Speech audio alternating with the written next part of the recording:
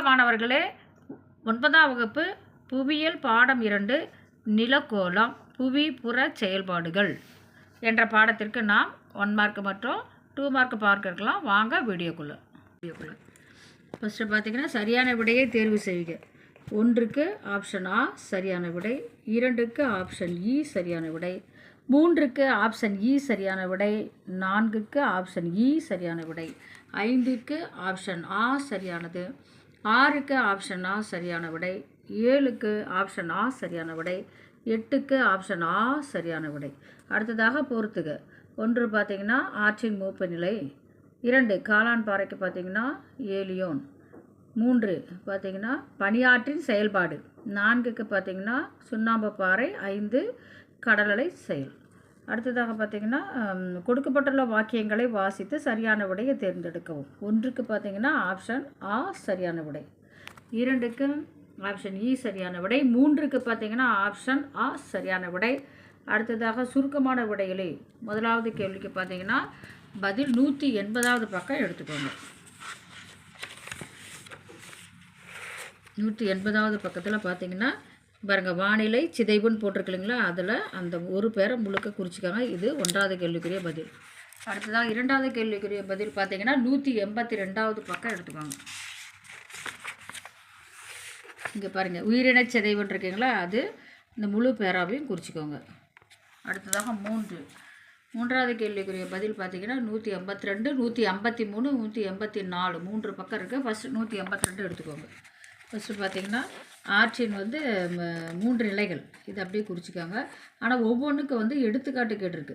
இளநிலைக்கு 2 எடுத்துக்காட்டு, முதிர்நிலை, மூப்பு நிலை, ஒவ்வொன்றுக்கு 2 எடுத்துக்காட்டு இப்போ நம்ம குறிக்க போகிறோம். ஃபஸ்ட்டு இளநிலை பார்த்திங்கன்னா இங்கே பாருங்கள், மலை இடுக்கு மற்றும் குறுகிய பள்ளத்தாக்கு இது ஒன்று, இங்கே பாருங்கள் வீவடையும் பள்ளத்தாக்கு, இது 2ஐயும் குறிச்சிட்டு இளநிலைக்கு எடுத்துக்காட்டாக எழுதிக்கோங்க.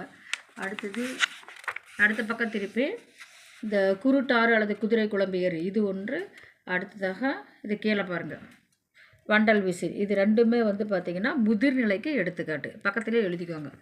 அடுத்து மூப்பு நிலைக்கு எடுத்துக்காட்டு பார்த்திங்கன்னா டெல்டா ஒன்று, இன்னொன்று நான் எழுதியிருக்கேன் ஓத பொங்கு முகங்கள், ஓத பொங்கு முகங்கள் அதை எழுதி 2மே மூப்பு நிலைக்கு எடுத்துக்காட்டு. அடுத்ததாக 4 குருட்டாறு என்றால் என்ன, அது 184வது பக்கம் பாருங்கள், குருட்டாறுனே போட்டிருக்கு. அந்த சரி பாருங்கள், குருட்டாறு தலைப்புங்க இருக்குது, அந்த பேரை கீழே இருக்க குறிச்சிக்காங்க அப்படியே ஃபுல்லாக. அடுத்தது 5 189வது பக்கம் எடுங்க. 189 இங்கே பாருங்கள், கடல் குகை ஒன்று கேட்டிருக்கு. அடுத்ததாக கடல் வளைவு பற்றியும் கேட்டிருக்கு, அதுக்கு இந்த பேரை குறிச்சிக்கோங்க. அடுத்ததாக 6 185வது பக்கம், இந்த பேரை எடுத்துக்கோங்க ஃபுல்லாக, இதிலிருந்து இது வரைக்கும் குறிச்சிக்க அந்த கட்டத்தில் இருக்கிறது. அடுத்ததாக 7 பார்த்திங்கன்னா 187வது பக்கம் எடுத்துக்கோங்க. 187 பார்த்திங்கன்னா இங்கே இந்த முதன்மை அதிலிருந்து இது வரைக்கும். அடுத்தது 8வது பார்த்திங்கன்னா 188, அதாவது 3 கொடுத்துருக்கு, மொரைன், ட்ரிம்லின், எஸ்கர்னு. இது மொரைனும் இது 187வது பக்கம். அடுத்ததாக இது எஸ்கர் 188. பாருங்கள் மொரைனே போட்டிருக்கு, இதை இது குறிச்சிக்காங்க. அடுத்து ட்ரிம்லின், இது ஆ, இது ஆ, அதுலேருந்து தொடங்கி இங்கே பாருங்கள் அடுத்த பேரை குறிச்சிக்காங்க, ஆ குறியது. அடுத்து இ பார்த்திங்கன்னா 8வதுலேயே இ எஸ்கருக்கு, இதுலேருந்து இது வரைக்கும் ஆ ஆ இ 3 குறியதை குறிச்சிருக்கேன், கவனமாக குறிச்சிக்காங்க.